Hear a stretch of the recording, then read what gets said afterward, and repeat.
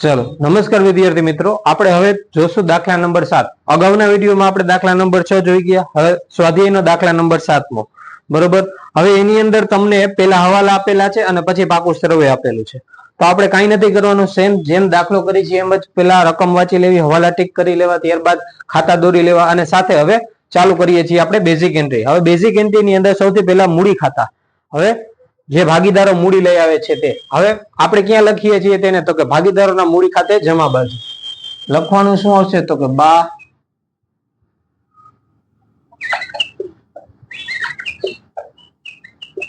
બા લાવીએ। કેટલા લઈ આવે છે, તો કે 85,000, 64,000 અને 71,000।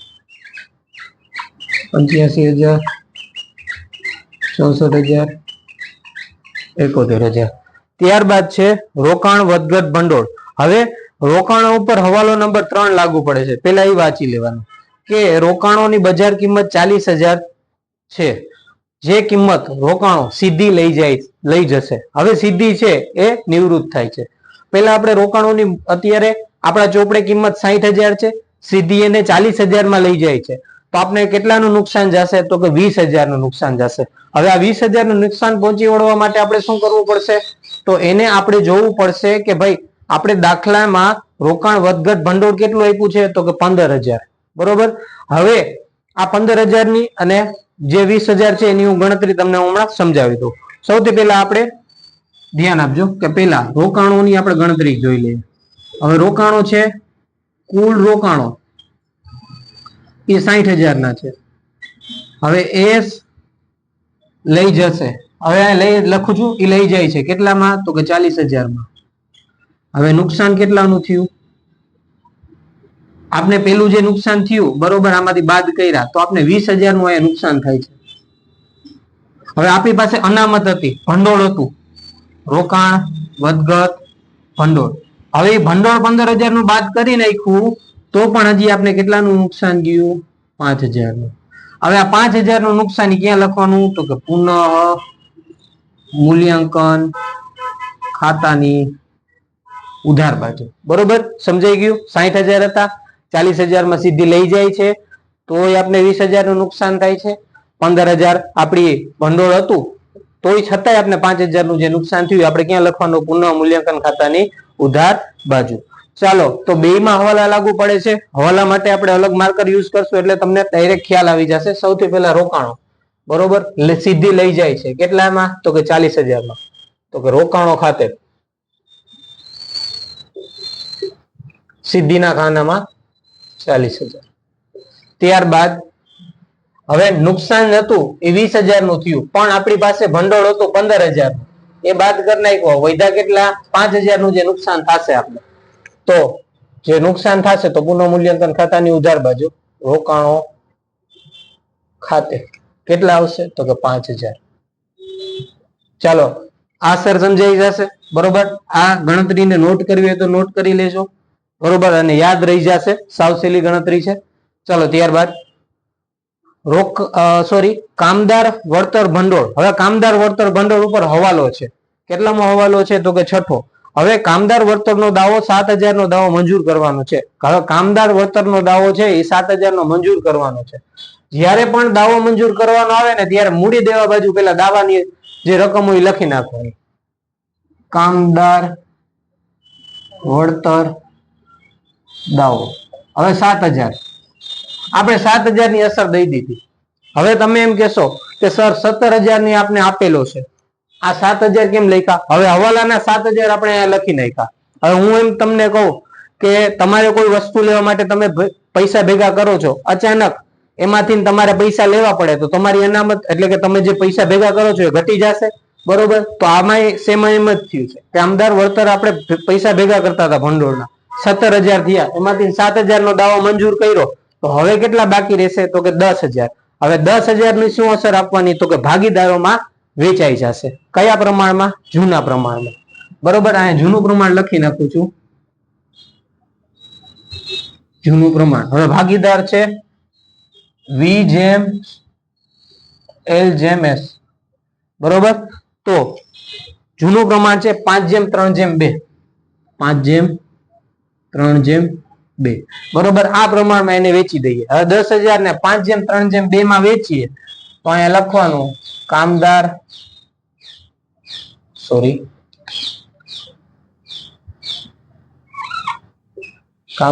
વળતર ભંડોળ કામદાર વળતર ભંડોળ હવે 10,000 વધ્યું હતું એટલે અહીંયા આવશે કેટલા 5,000 3,000 અને 2,000 ચાલો આ અસર સમજાઈ ગઈ ત્યારબાદ આગળ વધીએ એટલે લેણદારો હવે લેણદારો પણ કોઈ પણ પ્રકારનો હવાલો નથી તો લેણદારોની ડાયરેક્ટ અસર બારીએ લેણદારો કુલ છે કેટલાના તો કે 56,000 56,000 ચાલો ત્યારબાદ પ્રોવિડન્ટ ફંડ હવે પ્રોવિડન્ટ ફંડ ઉપર પણ કોઈ પણ પ્રકારનો હવાલો ન હોય તો એ પણ ડાયરેક્ટ બાર પ્રોવિડન્ટ ફંડ છે કેટલાના તો કે 42,000 ચાલો આટલું થઈ ગયું આ તમારી જમા બાકી પૂરી હવે સામેની બાજુ જઈએ તો જમીન મકાન હવે જમીન મકાન છે કેટલાના 1,30,000 બરોબર હવે જમીન મકાન ઉપર કોઈ પણ પ્રકારનો હવાલો નથી તો ડાયરેક્ટ એની બારે અસર આપણે 1,30,000 ને 1,30,000 મૂકી દઈએ ત્યારબાદ યંત્રો પણ પર કોઈ પણ પ્રકારનો હવાલો નથી તો એને પણ ડાયરેક્ટ બારે યંત્રો 70,000 ચાલો ત્યારબાદ સ્ટોક રોકાણો આપણે થઈ ગયા બરોબર હવે એના પછી સ્ટોક હવે સ્ટોક છે 35,000 નો છે પાંચમો હવાલો ધ્યાનથી જોજો કે ચોપડે દર્શાવેલ સ્ટોકની કિંમત તેની પડતર કિંમત કરતા 1,000 વધારે આપવામાં આવેલ છે હવે પડતર કિંમત હવે બે માંથી ઓછી કિંમત આપણે ધ્યાનમાં લેવાની જે દાખલામાં કીધું છે સરખું સમજજો કે ભાઈ ચોપડે દર્શાવેલ સ્ટોકની કિંમત તેની પડતર કિંમત કરતા 1,000 વધારે દર્શાવેલ છે આંકવામાં આવેલ છે બરોબર હવે બે માંથી ઓછી કિંમત કઈ કહેવાય હું તમને એમ કહું કે એક 34,000 છે અને એક છે 35,000 બરોબર બે માંથી ઓછી કિંમત આપણે ધ્યાનમાં લેવાની તો 34,000 છે એ આપણી ઓછી કિંમત કેવા છે તો સ્ટોક ખાતે સ્ટોક છે કેટલાના 35,000 હવે એની 1,000 ઓછી કિંમત આંકવામાં આવી હતી તો આપણે એમાંથી શું કરશું બાદ 1,000 બારે લખાશે 34,000 આ સ્ટોકમાં ઘટાડો થયો આપણા માટે નુકસાન કહેવાય નુકસાન થાય તો લખવાનું એની બીજી અસર આપવાની પુનઃ મૂલ્યાંકન ખાતાની ઉધાર બાજુ લખાશે સ્ટોક ખાતું કેટલા આવશે 1,000 ચાલો ત્યારબાદ સ્ટોક થઈ ગયું હવે દેવાદારો ઉપર જે હવાલો છે બરોબર એમાં ધ્યાન આપજો કે દેવાદારો છે કુલ 23,000 ના બરોબર હવે સૌથી પહેલા યાદ રાખવાનું ગાલખાત અને ગાલખાત અનામત બંને ગણવાની હોય ત્યારે સૌથી પહેલા ગાલખાત ગણવી તો બાદ ગાલખાત હવે ગાલખાત કેટલી ગણવાની કીધી તો કે 3,000 ચાલો ગાલખાત 3,000 તમે બાદ કરો એટલે વધે કેટલા 20,000 હવે 20,000 વધ્યા હવે એની અનામત ગણવાની કીધી આપણે હવે 20,000 અનામત કેટલી આપણે ગણવાની કીધી 5% ગાલખાત અનામત હવે 20 ના 5% કરીએ બરોબર તો આપણે મળશે 1,000 બારે 19,000 ચાલો આ ગણતરી ન સમજાય તો કોમેન્ટ કરજો ચાલો હવે આની બીજી અસર આપવાની થશે તો એના માટે ધ્યાન આપજો હવે સૌથી પહેલા અનામત હવે ગાલખાત આપણે ગાલખાત છે આપણા માટે ખર્ચ જ કહેવાય તો આપણે ડાયરેક્ટ એને લખી નાખીએ છીએ ગાલખાત ને કઈ બાજુ લખશું તો કે પુનઃ મૂલ્યાંકન ખાતાની ઉધાર બાજુ ગાલખાત ખાતે કેટલા છે તો કે 3,000 હવે અનામત નવી માઇનસ જૂની હવે નવી કેટલી છે 1,000 અને જૂની કેટલી છે રકમમાં 4,000 આપેલી છે હવે તમે બાદબાકી કરશો તો માઇનસમાં જવાબ આવશે. એટલા માટે કઈ બાજુ આપણે અસર કરવાની એની? જમા બાજુ. લખશું શું અહીંયા? ખાલખાદ અનામત ખાતે. બરોબર છે કેટલી? 3000 સોરી 1000 નવી છે અને 4000 જૂની છે. એટલા માટે અહીંયા આવશે 3000. બરોબર. કોઈ કહે કે શા માટે 3000 આવ્યા, ત્યારે તમારે એમ કહેવાનું કે ભાઈ નવી કરતા જૂની વધારે હતી. બરોબર, સમજાણું? ચાલો, ન સમજાય તો કોમેન્ટ કરજો, સમજાવી દઈશ. ચાલો, ત્યારબાદ રોકડ. રોકડ આપણે ક્યાં લખીએ છીએ? ઉધાર બાજુ રોકડ ખાતાની. બા આ લાવ્યા. કેટલા? 36000. ચાલો, અહીંયા તમારા દાખલાની અંદર આવતી તમામ બેઝિક એન્ટ્રી અને બેઝિક હવાલા પૂરા. બરોબર. હવે આપણે જે અંડરલાઈન કરેલા હવાલા હોય એને આપણે ધ્યાનમાં લઈ. તો સૌથી પહેલો હવાલો, વિજય અને લક્ષ્મીનું નવું નફા નુકસાનનું પ્રમાણ 2:3 છે. અહીંયા અત્યારે નોટ ડાઉન હારે હારે કરતા જ જઈએ એટલે ગણતરી કરવામાં સરળતા રહીએ. નવું પ્રમાણ. હવે વિજય અને લક્ષ્મી બે રહેશે અને સિદ્ધિ જાય છે તો એનામાં ડેશ કરી નાખું છું. એ લોકોનું નવું પ્રમાણ છે 2:3. ચાલો, 2:3 લખાઈ ગયું. હવે પછી પેઢીની પાઘડીનું મૂલ્યાંકન 60000 કરવું. હવે પાઘડીનું મૂલ્યાંકન 60000 કરવાનું છે. જે ભાગીદાર જાય છે બરોબર, એને એમાંથી પાઘડી એના ભાગની આપવાની રહેશે. માટે અહીંયા પાઘડી. હવે કોણ વ્યક્તિ જાય છે? સીધી. તો એસ ના ભાગની આપવાની થતી પાઘડી. બરોબર. હવે એસ ને આપવાની થતી પાઘડી કેટલી? તો કુલ છે પાઘડીનું મૂલ્યાંકન કરવામાં આવ્યું 60000. એને ગુણ્યા 2 ભાંગ્યા આનો સરવાળો 10. મીંડું મીંડું જવા દો, 12000 આવે. બરોબર. આ 12000 ને કયા પ્રમાણમાં એસ ને આપવાનું રહેશે? તો કે લાભના પ્રમાણમાં. તો હવે લાભનું પ્રમાણ ગોતીએ. લાભ બરાબર નવો ભાગ માઇનસ જૂનો ભાગ. બરોબર.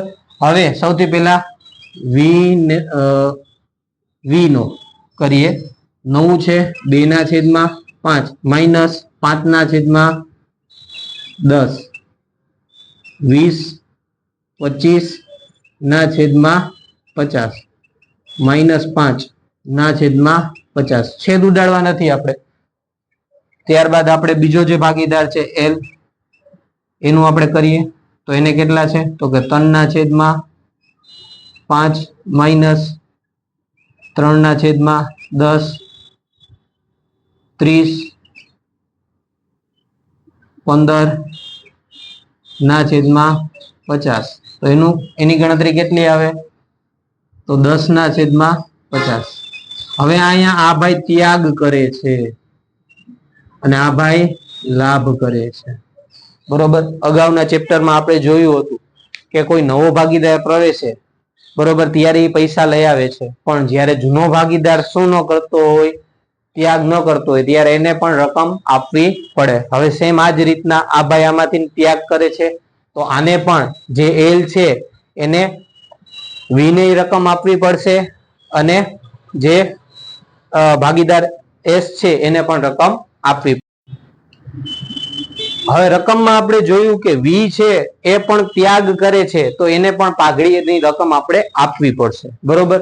તો હવે એને કયા પ્રમાણમાં? તો કે ત્યાગનું જે પ્રમાણ આવ્યું એ પ્રમાણમાં સૌથી પહેલા આપણે એને ગોતી લઈએ કે ભાઈ વી છે ત્યાગ કરે છે માટે તેને પણ પાઘડીની રકમ ચૂકવવી પડશે. બરોબર. હવે વી ને રકમ આપવી પડશે, પણ વી ને કેટલી રકમ આપવી પડશે? તો કે 60000 એને ગુણ્યા જે રકમમાં આવી હોય એ મૂકી દેવાની 5/50. બરોબર. હવે ગણતરી તમે કરશો બરોબર, તો અહીંયા મીંડું મીંડું જવા દેશો, 5 5 ઉડી ગયા તો અહીંયા 6000 વધે. બરોબર, હવે વી ને 6000 આપવાની રહેશે. વી ને કેટલી આપવાની રહેશે? 6000. અને જે એલ છે એને આ બે ભાગીદારોને રકમ આપવી પડશે. એટલે બે નું ટોટલ થઈને કેટલી રકમ થશે? તો કે 18000. બરોબર, ક્લિયર? ચાલો તો હવે એની અસર આપણે કરીએ.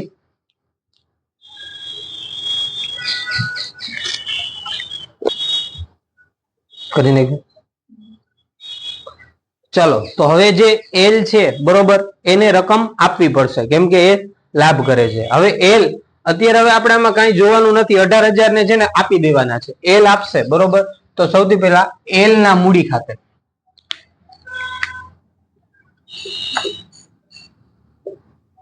હવે ઈ વિજયને કેટલા આપશે? વિજયને આપવાના છે 6000 અને એસ ને કેટલા આપવાના છે? 12000. કારણ શું કે એકને જ રકમ આપવાની? તો કે એક જ ભાગીદાર લાભ કરે છે માટે ઈ એકને જ રકમ આપવી પડશે. બરોબર, બે ભાગીદારોને આપી દીધી રકમ. હવે સામેની બાજુ આપણે અસર કરી નાખીએ. સામેની બાજુ સૌથી પહેલા કેને આપી રકમ? તો કે વી ને. તો વી ના મૂડી ખાતે એલ ના ખાનામાં 6000. બરોબર, ત્યારબાદ એ જ રીતના સેમ એસ ના મૂડી ખાતે વી ના ખાનામાં એલ ના ખાનામાં 12000. બરોબર, ચાલો આટલું કમ્પ્લીટ. હવે ત્યારબાદ એના પછીનો હવાલો જોઈએ કે સિદ્ધિને 12000 રોકડા ચૂકવવા. સિદ્ધિને 12000 રોકડા એ સીધી એમને લઈ જાય છે ડાયરેક્ટ. બરોબર, હવે 12000 લઈ જાય છે તો 12000 ની આપણે અસર ક્યાં આપશું? સૌથી પહેલા સિદ્ધિ લઈ જાય છે તો એક અસર આપણે એના મૂડી ખાતે આપી દઈએ. તો કે એ રોકડા લઈ જાય છે ને. બરોબર, હવાલો છે તો સિદ્ધિ રોકડ લઈ જાય છે એટલે રોકડ ખાતે કેટલા લઈ જાય છે? 12000. તો અહીંયા 12000 લખવાના.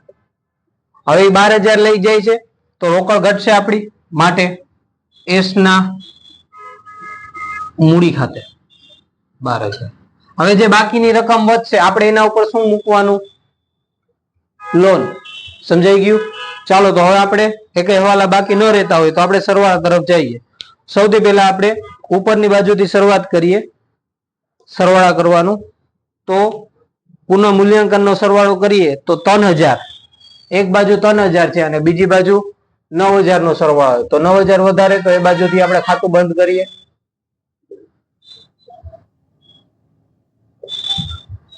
હવે આ બાજુ નફો આવતો તો આ બાજુ ખોટ આવશે.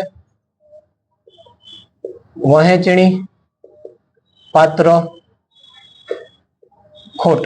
હવે વહેંચણી પાત્ર ખોટ. હવે 9000 માંથી 3000 બાદ કરશો તો 6000 વધશે. આ 6000 ને જૂના પ્રમાણમાં વેચી દેવાના. વી, એલ અને એસ. બરોબર, એને વેચશું તો આપણે મળશે 3000, 1800 અને 1200.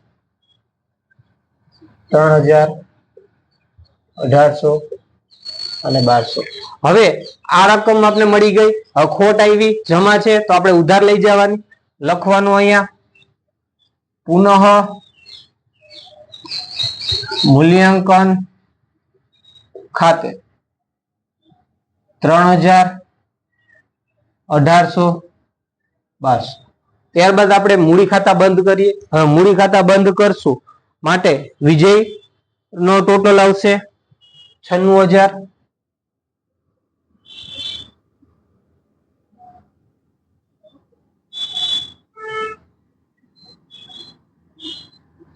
લક્ષ્મી નો ટોટલ આવશે 66000.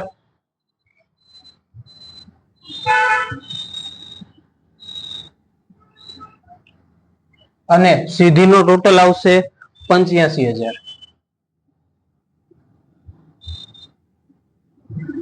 હવે સામેની બાજુ પેલા ટોટલ દર્શાવી દઉં, ત્યારબાદ આપણે એનું ખાતા બંધ કરીએ. 96000, 66000, 85000 હવે જે ભાગીદાર નિવૃત્ત થાય છે એની આપણે છેલ્લે ગણતરી કરશું. પેલા બે ભાગીદારોની કરી નાખીએ. હવે 96,000 માંથી આપણે 3,000 માત્ર બાદ કરવાના છે, બરોબર. બાકીની રકમ બા આ લઈ ગયા. હવે 96,000 માંથી 3,000 જાય તો 93,000, બરોબર. હવે 67 માંથી આ બધું બાદ કરવાનું છે.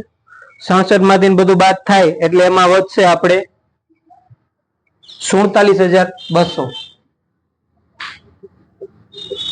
બરોબર. હવે આ બે ભાગીદારો પેઢીમાં રહીએ છે, બરોબર. તો એને હવે મૂડી આપી દઈએ. મૂડી લખી નાખીએ. તો કે કોણ છે? તો કે વી અને બીજું એલ. એકના 93,000 અને બીજાના 47,200. બંનેનો ટોટલ 12 લખી નાખીએ આપણે. 1,40,200, બરોબર. હવે આપણે સિદ્ધિનું ખાતું બંધ કરીએ. હવે સિદ્ધિ 40,000 રોકાણો લઈ જાય છે, રોકડા 12,000 લઈ જાય છે, અને પુનઃ મૂલ્યાંકન ખાતેથી એને જે 200 નું આપણે નુકસાન ગયું તે બાદ કરીએ એટલે આપને મળશે સિદ્ધિની લોન પેટે 31,800. એસ ની લોન ખાતે 31,800. હવે 31,800 ની આપણે બીજી અસર આપવાની છે, બરોબર. લોન છે, પેઢીમાં એસ પેઢી પાસેથી પૈસા માંગશે તો એસ ની લોન ખાતે, આ ખાતે ન લખવાનું હોય, બરોબર. 31,800. હવે રોકડ ખાતું આપણે બંધ કરીએ તો 36 અને 12,000, બરોબર. તો હવે જે આપણે ખાતું બંધ કરીએ તો 36,000 માંથી 12,000 બાદ કરવાના આવશે. આ 36,000, અહીંયા 36,000. હવે 36 માંથી 12 જાય તો અહીંયા આવશે બાકી આગળ લઈ ગયા 24,000. હવે એની બીજી અસર, આ જે આપણે 36,000 માંથી 12,000 બાદ કર્યા, જે 24,000 વધ્યા, એની આપણે બીજી અસર આપીએ મિલકત લેણામાં. રોકડ બેંક ખાતે કેટલા મળ્યા? તો કે 24,000. હવે આપણે કરીએ સરવાળા. હવે સરવાળાની અંદર સૌથી પહેલા મૂડી દેવા બાજુ આપણે 1,40,200, 31,800, 56,000, 42,000 અને 7,000, એટલે એનો ટોટલ આવશે 2,77,000.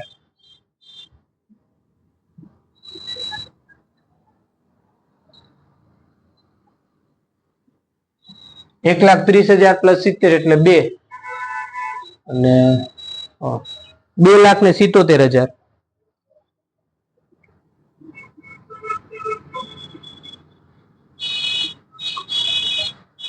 ચલો વિદ્યાર્થી મિત્રો, આ દાખલાની અંદર ઘણી બધી વસ્તુ અટપટી હતી. સૌથી પહેલા રોકાણોથી આપણે વાત કરીએ. રોકાણો આપણે 5મા ચેપ્ટરમાં પણ આવી ગણતરી આવતી. હવે પછી ત્યારબાદ જે પાઘડીની ગણતરી આવી તેમાં પણ આપણે થોડા ઘણું અટપટું લાગશે, બરોબર. ન સમજાય ત્યાં કોમેન્ટ કરીને પૂછી લેજો, હું તમને સ્પેશિયલ સમજાવી દઈશ, બરોબર. કોઈ પણ સમયે તમે કોમેન્ટ કરીને જાણ કરી શકો છો, અથવા તો જે મારા નંબર તમને કોન્ટેક્ટ નંબર એમાં મળી જશે, એમાંથી તમે મને કોન્ટેક્ટ કરી શકો છો. આ દાખલો લખી લેજો, નોટ કરી લેજો. કોઈ પ્રોબ્લેમ પડે તો કોમેન્ટમાં જણાવજો, હું તમને પ્રત્યુત્તર જરૂર ને જરૂર આપીશ. Thank you.